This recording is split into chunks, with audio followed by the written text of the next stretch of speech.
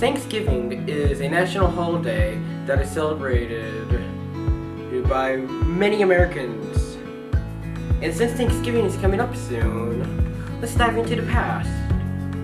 In 1621, almost a year after arriving, the Plymouth and the Wampanoag shared an autumn harvest feast that is widely known as the first instance of Thanksgiving.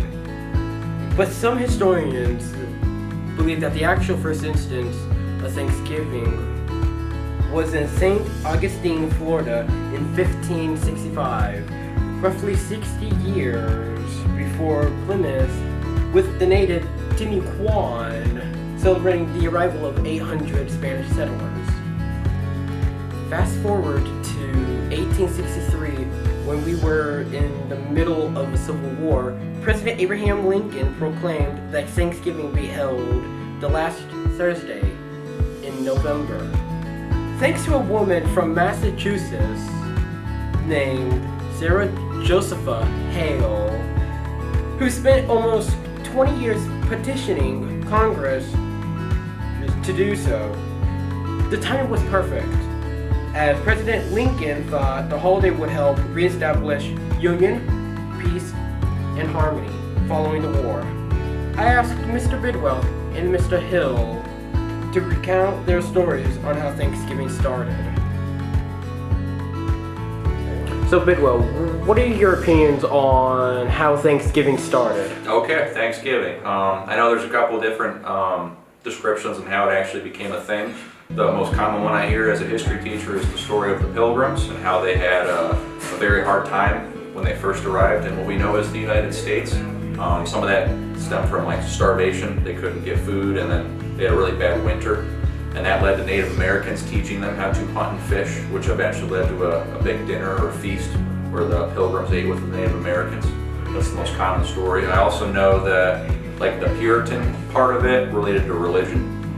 Puritans back in Europe would celebrate and be thankful for a successful harvest, and when they would have a great harvest, they would have a giant meal. They'd be thankful for said meal, and that related to the religious part of it.